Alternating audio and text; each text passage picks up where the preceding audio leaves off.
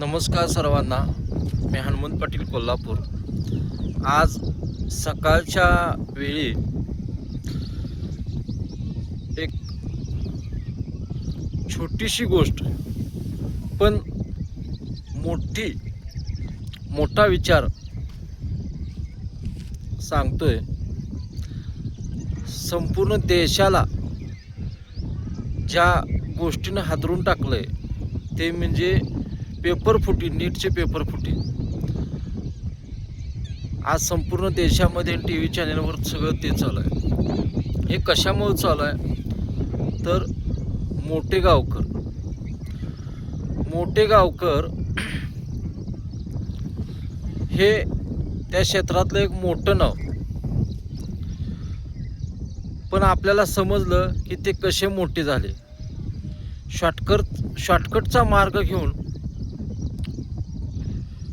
शॉर्टकटचा मार्ग घेऊन ते मोठे व्हायला गेले आणि एकदमच छोटे झाले. याच्यावरून आपण काय उदाहरण घ्यायचं की आज समाजामध्ये तरुण असतील, उद्योजक असतील, व्यावसायिक असतील, वेगवेगळ्या क्षेत्रातले, त्यातल्या बऱ्यापैकी लोकांची अशीच मानसिकता बनत चाललेली आहे की फारच थोड्या कालावधीमध्ये एकदम मोठं व्हायचं, संस्था काढायच्या, उद्योग काढायचे, व्यवसाय काढायचे, मग त्यासाठी काहीही करायचं, अशी त्यांची मानसिकता बनत चाललेली आहे. आणि मग ते अशा पद्धतीचा शॉर्टकटचा मार्ग वापरून ते पुढं जातात आणि एकदमच मोठे गावकरसाठी मोठे व्हायला जातात आणि एकदमच छोटे होऊन बसतात. मग याच्यावरनं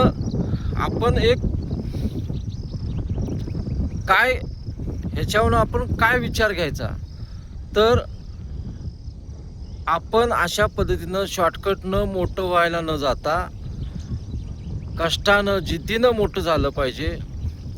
आणि ते जे मोठं झालेलं आहे ते कायम इतिहासात राहतं. पण आज कायमच मोठे गावकरचं नाव इतिहासामध्ये कायमच बदनाम राहणार आहे. मग या माणसानं नक्की मिळवलं काय नक्की मिळवलं या माणसानं? काही नाही मिळवलं.